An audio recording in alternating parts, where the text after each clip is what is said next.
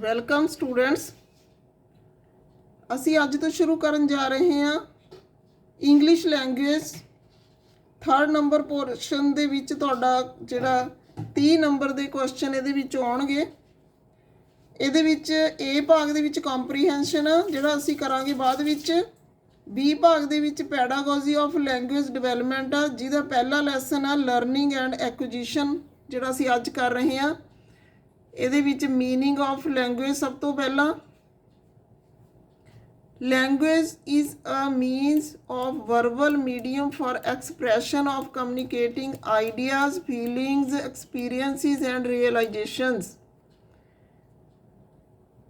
Language ਇੱਕ expression ਜਾਂ ਇਹ ਕਹਿ ਲਓ ਕਿ ਗੱਲਬਾਤ ਕਰਨ ਦਾ ਇੱਕ ਸਾਧਨ ਆ, ਵਰਬਲ ਸਾਧਨ ਆ, ਜਿਹਦੇ ਵਿੱਚ ਅਸੀਂ ਆਪਣੇ ਆਈਡੀਆਜ਼, ਆਪਣੀਆਂ ਫੀਲਿੰਗ ਅਤੇ ਆਪਣੇ ਐਕਸਪੀਰੀਅੰਸ ਨੇ ਜਿਹੜੇ ਉਹ ਦੂਜਿਆਂ ਨਾਲ ਸ਼ੇਅਰ ਕਰਦੇ ਹਾਂ। It is concerned with letters, alphabets ਜਿਨ੍ਹਾਂ ਨੂੰ ਕਹਿੰਦੇ ਹਾਂ ਅਸੀਂ, words, sentences. Language requires 4 basic skills.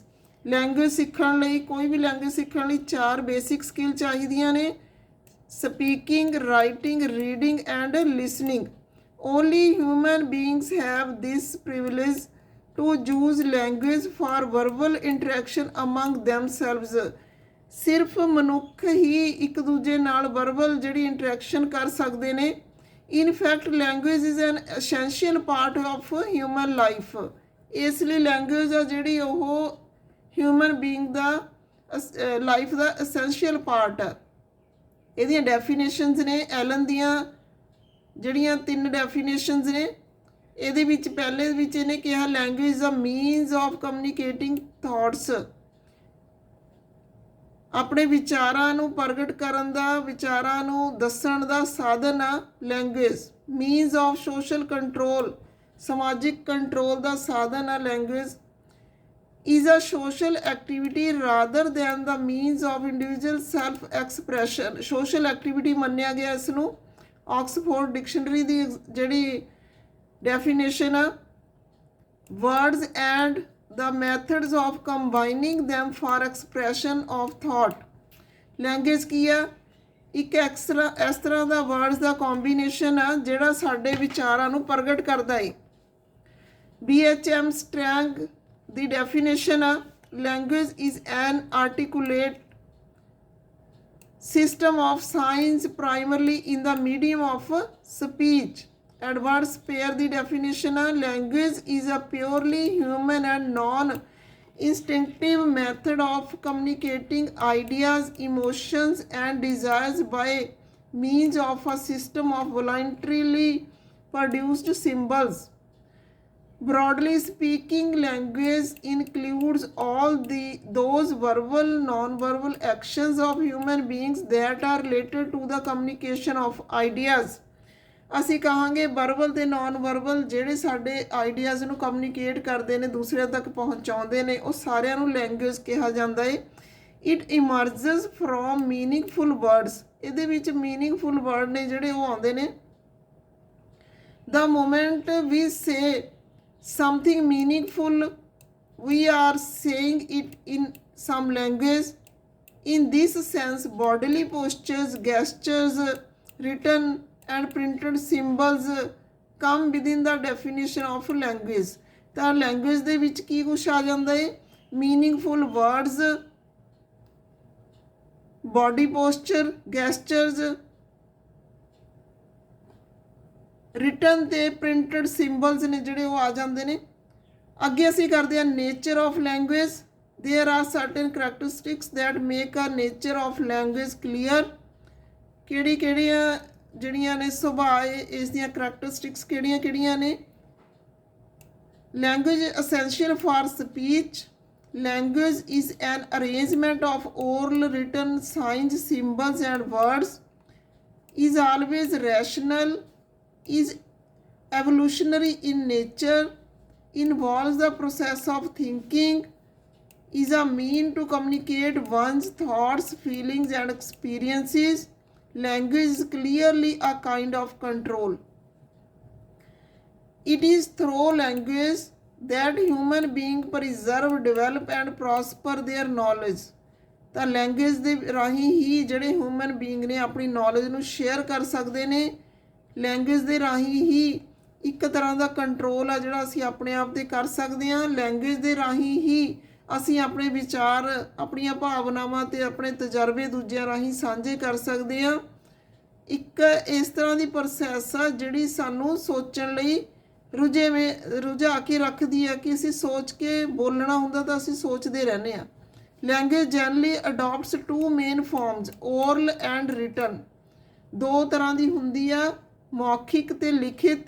The nature of language is relative to its social and geographical basis. ਇਹ ਆਪਣੇ ਸਮਾਜਿਕ ਅਤੇ ਜੋਗ੍ਰਾਫੀਕਲ ਬੇਸਿਸ ਦੇ ਆਧਾਰ 'ਤੇ ਅਲੱਗ-ਅਲੱਗ ਹੋ ਸਕਦੀ ਆ। ਲੈਂਗੁਏਜ ਰਿਲੇਟਡ ਟੂ ਕਲਚਰ, ਸੱਭਿਆਚਾਰ ਨਾਲ ਸੰਬੰਧਿਤ ਹੁੰਦੀ ਹੈ। Language is a system of symbols ਦਾ ਇੱਕ ਸਿਸਟਮ ਆ। ਲਰਨਿੰਗ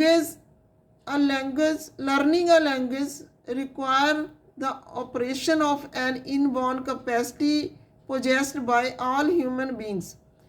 ਅਸੀਂ ਲੈਂਗੁਏਜ ਬਾਰੇ ਪੜ੍ਹ ਚੁੱਕੇ, ਹੁਣ ਅਸੀਂ ਲਰਨਿੰਗ ਆਫ ਲੈਂਗੁਏਜ ਕਰਾਂਗੇ। In our schools many subjects are taught। English is taught as second language because particular practice is given to the students to learn English। ਸਾਡੇ ਸਕੂਲਾਂ ਦੇ ਵਿੱਚ ਕਾਫੀ ਸਾਰੇ ਸਬਜੈਕਟ ਨੇ ਜਿਹੜੇ ਪੜ੍ਹਾਏ ਜਾਂਦੇ ਨੇ, ਪਰ ਇੰਗਲਿਸ਼ ਜਿਹੜੀ ਸੈਕਿੰਡ ਲੈਂਗੁਏਜ ਦੇ ਤੌਰ 'ਤੇ ਪੜ੍ਹਾਈ ਜਾਂਦੀ ਹੈ, ਕਿਉਂਕਿ ਇਸ ਲੈਂਗੁਏਜ ਨੂੰ ਯਾਦ ਕਰਨ ਲਈ ਜਾਂ ਸਿੱਖਣ ਲਈ ਇੱਕ ਖਾਸ ਪ੍ਰੈਕਟਿਸ ਦੀ ਲੋੜ ਆ ਜਿਹੜੀ ਸਟੂਡੈਂਟਸ ਨੂੰ ਦਿੱਤੀ ਜਾਂਦੀ ਹੈ। Help of mother tongue is taken to learn English. ਇੱਥੇ ਜਿਵੇਂ ਤੁਹਾਨੂੰ ਟੀਚ ਕਰਵਾ ਰਹੀ ਹਾਂ ਮੈਂ, ਮਦਰ ਟੰਗ ਦੀ ਸਹਾਇਤਾ ਨਾਲ ਅਸੀਂ ਇੰਗਲਿਸ਼ ਕਰ ਰਹੇ ਹਾਂ। ਇਸੇ ਤਰ੍ਹਾਂ ਸਾਡੇ ਇੰਡੀਅਨ ਸਕੂਲਸ ਦੇ ਵਿੱਚ ਮਦਰ ਟੰਗ ਦੀ ਸਹਾਇਤਾ ਨਾਲ ਇੰਗਲਿਸ਼ ਜਿਹੜੀ ਆ ਉਹ ਸਿਖਾਈ ਜਾਂਦੀ ਹੈ। The term learning can be defined as the way through which art of using skill and practice is given to learn it. ਤਾਂ ਇੰਗਲਿਸ਼ ਲੈਂਗੁਏਜ ਬਾਰੇ ਕੀਤਾ, ਲਰਨਿੰਗ ਆਫ ਇੰਗਲਿਸ਼ ਲੈਂਗੁਏਜ ਕਰ ਰਹੇ ਹਾਂ ਅਸੀਂ। ਅਸੈਂਸ਼ੀਅਲ ਪੁਆਇੰਟਸ ਕੀ ਨੇ ਜਿਹੜੇ ਧਿਆਨ 'ਚ ਰੱਖੇ ਜਾਂਦੇ ਨੇ ਲਰਨਿੰਗ ਵਾਸਤੇ? Language is learned only through practice. ਸਭ ਤੋਂ ਪਹਿਲੀ ਗੱਲ ਧਿਆਨ ਦੇਣ ਵਾਲੀ ਇਹ ਆ ਕਿ ਲੈਂਗੁਏਜ ਸਿਰਫ ਪ੍ਰੈਕਟਿਸ ਦੇ ਰਾਹੀਂ ਆ ਸਕਦੀ ਆ। The more learner is expose to the use of language the better chance of learning. Producing the correct linguistic response to a stimulus require efforts. If the learner is not called upon to make these efforts, there is no learning। ਇਹਦੇ ਲਈ ਬਹੁਤ ਸਾਰੇ efforts ਕਰਨੇ ਪੈਂਦੇ ਨੇ। Producing correct response also require attention. ਸਹੀ ਜਵਾਬ ਦੇਣੇ ਵੀ ਇੱਕ ਅਟੈਂਸ਼ਨ ਜਿਹੜੀ ਆ ਉਹ ਭਾਲਦੇ ਨੇ। The spoken language comes earlier than the written. Spoken ਜਿਹੜੀ ਲੈਂਗੁਏਜ ਆ ਉਹ ਰਿਟਨ ਤੋਂ ਪਹਿਲਾਂ ਆਈ ਆ, ਜਾਂ ਉਹਦਾ ਜਿਹੜਾ ਓਰੀਜਨ ਆ ਉਹ ਰਿਟਨ ਲੈਂਗੁਏਜ ਤੋਂ ਪਹਿਲਾਂ ਦਾ ਹੈ। The passive experience of language is necessarily before any productive use can begin. Learning takes place fast if the correct response is given. ਜੇ ਰਿਸਪੌਂਸ ਸਹੀ ਦਿੱਤਾ ਜਾਵੇ ਤਾਂ ਲਰਨਿੰਗ ਆ ਜਿਹੜੀ ਉਹ ਫਾਸਟਲੀ ਹੁੰਦੀ ਆ। The learner must know at once it is effort by is right or wrong. ਜਦੋਂ ਅਸੀਂ ਰਿਸਪੌਂਸ ਦੇ ਦਿੰਦੇ ਹਾਂ ਤਾਂ ਲਰਨਰ ਆ ਜਿਹੜਾ ਉਹ ਸਿੱਖ ਜਾਂਦਾ ਕਿ ਜਿਹੜਾ ਐਫਰਟਸ ਕੀਤੇ ਜਾਂਦੇ ਨੇ, ਐਫਰਟ ਕੀਤਾ ਗਿਆ ਹੈ ਉਹ ਸਹੀ ਹੈ ਜਾਂ ਗਲਤ ਹੈ। Every new item must be learned by reinforcement by further practice before further learning begins. ਤਾਂ ਜਿਹੜੀ ਹਰੇਕ ਨਵੀਂ ਚੀਜ਼ ਸਿੱਖਣ ਵਾਲੀ ਹੁੰਦੀ ਆ ਉਹ ਪ੍ਰੇਰਨਾ ਦੁਆਰਾ ਸਿੱਖੀ ਜਾ ਸਕਦੀ ਆ। ਅੱਗੇ ਉਹ ਪ੍ਰੈਕਟਿਸ ਅਤੇ ਮੋਰ ਪ੍ਰੈਕਟਿਸ ਦੁਆਰਾ ਸਿੱਖੀ ਜਾ ਸਕਦੀ ਹੈ। ਅੱਗੇ ਅਸੀਂ ਕਰਾਂਗੇ stages of learning. There are 5 main stages of learning. These are acquisition, fluency or proficiency, maintenance, generalization, adaptation। ਤਾਂ ਲੈਂਗੁਏਜ ਦੀਆਂ ਜਿਹੜੀਆਂ 5 ਸਟੇਜਿਸ ਨੇ। ਸਭ ਤੋਂ ਪਹਿਲੀ ਸਟੇਜ ਹੈ ਗ੍ਰਹਿਣ ਕਰਨਾ। ਇਸ ਦੇ ਵਿੱਚ ਅਸੀਂ ਨਵੀਂ ਚੀਜ਼ ਆ ਜਿਹੜੀ ਉਹ ਸਿੱਖਦੇ ਹਾਂ। Second stage of fluency or proficiency. During this stage, the person learns to perform the new task at a higher degree of accuracy. Third stage is maintenance. During this stage, the person is able to perform the tasks independently even after teaching has ended. The fourth stage is generalization. During this stage, the person learns to generalize the learnt task to other situations or environments. In other words, he is able to perform the task in situations rather than ones which he had learnt it. Last stage, adaptation. During this stage, the learner applies a previously learned skill in new areas of application without any guidance. Acquisition is the act of getting something, especially knowledge or skill. ਅੱਗੇ ਅਸੀਂ learning ਕੀਤੀ ਹੈ, language ਦਾ meaning ਕੀਤਾ, learning ਕੀਤੀ ਹੈ। ਹੁਣ ਅਸੀਂ ਕਰ ਰਹੇ ਹਾਂ ਐਕੁਜੀਸ਼ਨ। ਐਕੁਜੀਸ਼ਨ ਦਾ ਮੀਨਿੰਗ ਕਰਾਂਗੇ ਕੀ ਹੁੰਦੀ ਹੈ, ਗ੍ਰਹਿਣ ਕਰਨਾ ਕੀ ਹੁੰਦਾ ਹੈ। ਕੁਛ ਖਾਸ ਆ ਜਿਹੜੀ ਖਾਸ ਤਰ੍ਹਾਂ ਦੀ ਨੌਲੇਜ ਜਾਂ ਸਕਿੱਲ ਆ ਜਿਹੜੀ ਉਹ ਲੈਣ ਨੂੰ ਹੀ ਐਕੁਜੀਸ਼ਨ ਬੋਲਿਆ ਜਾਂਦਾ ਹੈ। ਬਾਈ ਯੂਅਰ ਓਨ ਐਫਰਟਸ, ਆਪਣੇ ਸਾਧਨਾਂ ਦੁਆਰਾ, ਆਪਣੇ ਜਿਹੜੇ ਢੰਗ ਨੇ ਉਹਨਾਂ ਨੂੰ ਅਪਣਾ ਕੇ, ਜਾਂ ਇਹ ਕਹਿ ਲਈਏ ਆਪਣੀ ਮਿਹਨਤ ਨਾਲ ਜੋ ਅਸੀਂ ਕੁਛ ਸਿੱਖਦੇ ਹਾਂ ਉਹਨੂੰ ਐਕੁਜੀਸ਼ਨ ਬੋਲਦੇ ਹਾਂ। ਐਬਿਲਿਟੀ ਔਰ behaviour. Language acquisition is the process by which the language capability develops in a human being. ਅੱਗੇ distinction between learning and acquisition, ਸਿੱਖਣਾ ਤੇ ਗ੍ਰਹਿਣ ਕਰਨਾ ਦੇ ਵਿੱਚ ਕੀ ਅੰਤਰ ਆ। ਇਹਦੇ ਵਿੱਚ ਨੰਬਰ 1 ਤੇ ਹੈਗਾ children below 5 years of age learn their mother tongue through acquisition. ਆਪਣੀ ਮਾਤ ਭਾਸ਼ਾ ਉਹ ਗ੍ਰਹਿਣ ਕਰਨ ਦੇ ਨਿਯਮ ਨਾਲ ਸਿੱਖਦੇ ਨੇ। Learning is the result of conscious efforts. Acquisition is an unconscious process, ਜਦਕਿ ਜਿਹੜੀ ਲਰਨਿੰਗ ਆ ਉਹ ਕੌਨਸ਼ੀਅਸ ਪ੍ਰੋਸੈਸ ਆ। Where is no formal classroom instructions is involved. Learning is about conscious attainment of knowledge and application of rules and structure. In language acquisition, the focus is on communication or reception of message, but in language learning the trust is on grammar. ਤਾਂ acquisition ਦੇ ਵਿੱਚ ਅਸੀਂ ਕਿਸੇ ਵੀ ਢੰਗ ਨਾਲ message convey ਕਰ ਦਈਏ ਦੂਜਿਆਂ ਤੱਕ, ਸਾਡਾ ਮੈਸੇਜ ਆ ਜਿਹੜਾ ਉਹ ਪਹੁੰਚ ਜਾਂਦਾ, ਜਾਂ ਜਿਹੜੀ ਗੱਲ ਅਸੀਂ ਕਹਿਣੀ ਚਾਹੁੰਦੇ ਹਾਂ ਉਹ ਕਹਿ ਦਿੰਦੇ ਹਾਂ। ਪਰ ਜਿਹੜੀ ਲਰਨਿੰਗ ਆ, ਲੈਂਗੁਏਜ ਲਰਨਿੰਗ ਆ, ਉਹਦੇ ਵਿੱਚ ਖਾਸ ਤੌਰ 'ਤੇ ਗ੍ਰਾਮਰ ਦੇ ਰੂਲਸ ਨੂੰ ਫੋਲੋ ਕੀਤਾ ਜਾਂਦਾ ਹੈ। The context is generally crucial and meaningful in language acquisition, but it need not be important to extent in language learning. Motivation is the matter of urgent necessity of acquisition. It is not so in language learning. ਜਿਹੜਾ motivation ਆ ਉਹ necessity ਦੇ ਤੌਰ 'ਤੇ acquisition ਦਾ ਜ਼ਰੂਰੀ ਮੰਨਿਆ ਜਾਂਦਾ ਹੈ, ਪਰ ਜਿਹੜੀ ਲੈਂਗੁਏਜ ਲਰਨਿੰਗ ਹੈ ਇਹਦੇ ਵਿੱਚ ਜ਼ਰੂਰੀ ਨਹੀਂ ਮੰਨਿਆ ਜਾਂਦਾ। The outcome of language acquisition is fluency, but it is not necessary in language learning. ਅੱਗੇ ਕਰਾਂਗੇ ਅਸੀਂ how can English be learned as a second language. The learning of mother tongue is acquired by the children through a natural process. This natural process should be also adopted in learning English as second language. ਅਸੀਂ ਕਹਿੰਦੇ mother tongue ਬੱਚਾ ਸਿੱਖਦਾ ਤਾਂ natural process ਰਾਹੀਂ ਉਹਨੂੰ ਆਪਣੇ ਆਪ ਆ ਜਾਂਦੀ ਹੈ ਮਦਰ ਟੰਗ, ਅਤੇ ਇਸੇ ਤਰ੍ਹਾਂ ਨੈਚੁਰਲ ਪ੍ਰੋਸੈਸ ਰਾਹੀਂ ਸਾਨੂੰ ਜਿਹੜੀ ਇੰਗਲਿਸ਼ ਆ ਉਹਦੀ ਲਰਨਿੰਗ ਆ ਜਿਹੜੀ ਉਹ ਵੀ ਕਰਨੀ ਚਾਹੀਦੀ ਹੈ ਸੈਕਿੰਡ ਲੈਂਗੁਏਜ ਦੇ ਤੌਰ 'ਤੇ। ਕੁਝ ਫੈਕਟ ਨੇ ਜਿਹੜੇ ਮਾਈਂਡ ਦੇ ਵਿੱਚ ਰੱਖਣੇ ਚਾਹੀਦੇ ਨੇ ਅਰਲੀ ਸਟੇਜਿਸ ਦੇ ਉੱਤੇ ਇੰਗਲਿਸ਼ ਜਿਹੜੀ ਆ ਉਹ ਸੈਕਿੰਡ ਲੈਂਗੁਏਜ ਦੇ ਤੌਰ 'ਤੇ ਸਿੱਖਣ ਸਿਖਾਉਣ ਲਈ। Due attention should be paid to correct pronunciation.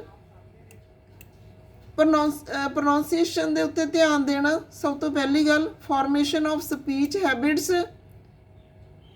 Speech habits ਬਣਾਉਣੀਆਂ, ਬਾਰ-ਬਾਰ ਬੋਲ ਕੇ ਦੇਖਣ ਦੀਆਂ ਆਦਤਾਂ ਬਣਾਉਣੀਆਂ।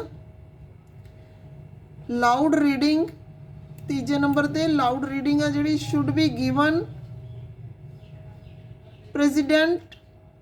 ਪ੍ਰੈਜ਼ੀਡੈਂਸ over silent reading. Teaching of formal grammar should be avoided at this stage. Early stage ਦੇ ਉੱਤੇ ਗ੍ਰਾਮਰ ਨਹੀਂ ਕਰਾਉਣੀ ਚਾਹੀਦੀ। Words relating to everyday life of children should be taught. Children should be provided more and more opportunities of communication. Communication should be genuine and real life communication. Children should be encouraged to focus on meaning or message, not on form. ਤਾਂ ਇੱਥੇ ਅਸੀਂ ਕਹਿ ਸਕਦੇ ਹਾਂ ਕਿ English ਸਿਰਫ ਇਸ ਲਈ ਬੋਲਣੀ ਜਾਂ ਲਿਖਣੀ ਜਾਂ ਸੁਣਨੀ ਕਿ ਅਸੀਂ ਸਿਰਫ ਮੈਸੇਜ ਜਿਹੜਾ ਕਨਵੇ ਕਰਦੇ ਹਾਂ ਉਹ ਦੂਜੇ ਤੱਕ ਪਹੁੰਚਦਾ ਹੈ, ਉਹਨੂੰ ਸਮਝਿਆ ਜਾ ਸਕੇ, ਨਾ ਕਿ ਗ੍ਰਾਮਰ ਦੇ ਅਕੋਰਡਿੰਗ ਅਸੀਂ ਉਹਨੂੰ ਠੀਕ ਗਲਤ ਕਰਨਾ ਦੇਖੀਏ। ਤਾਂ ਸਭ ਤੋਂ ਸ਼ੁਰੂਆਤੀ ਸਟੇਜ ਦੇ ਉੱਤੇ ਜਦੋਂ ਅਸੀਂ ਲੈਂਗੁਏਜ ਸਿੱਖਦੇ ਹਾਂ ਤਾਂ ਉਹਦੇ ਵਿੱਚ ਰੂਲਸ ਐਂਡ ਰੈਗੂਲੇਸ਼ਨਸ ਫੋਲੋ ਨਹੀਂ ਕਰਦੇ, ਸਿਰਫ ਅਸੀਂ ਦੇਖਦੇ ਹਾਂ ਕਿ ਸਾਡੀ ਗੱਲ ਦੂਜਿਆਂ ਤੱਕ ਪਹੁੰਚੀ ਹੈ ਕਿ ਨਹੀਂ ਪਹੁੰਚੀ। Adapt a tolerant attitude to errors. ਤਾਂ ਇਸ ਤਰ੍ਹਾਂ ਨਾਲ ਅਸੀਂ ਅਰਲੀ ਸਟੇਜ ਦੇ ਉੱਤੇ ਬਹੁਤ ਜ਼ਿਆਦਾ ਜਿਹੜਾ ਧਿਆਨ ਦਿੰਦੇ ਹਾਂ ਪ੍ਰੋਨਾਂਸੀਏਸ਼ਨ 'ਤੇ ਧਿਆਨ ਦਿੰਦੇ ਹਾਂ, ਸਪੀਚ ਦੀਆਂ ਆਦਤਾਂ ਬਣਾਉਣ 'ਤੇ, ਲਾਊਡ ਰੀਡਿੰਗ ਦੇ ਉੱਤੇ, ਫਾਰਮਲ ਗ੍ਰਾਮਰ ਜਿਹੜੀ ਹੈ ਉਸ ਨੂੰ ਅਵੋਇਡ ਕਰਨ ਦੇ ਉੱਤੇ ਧਿਆਨ ਦਿੰਦੇ ਹਾਂ।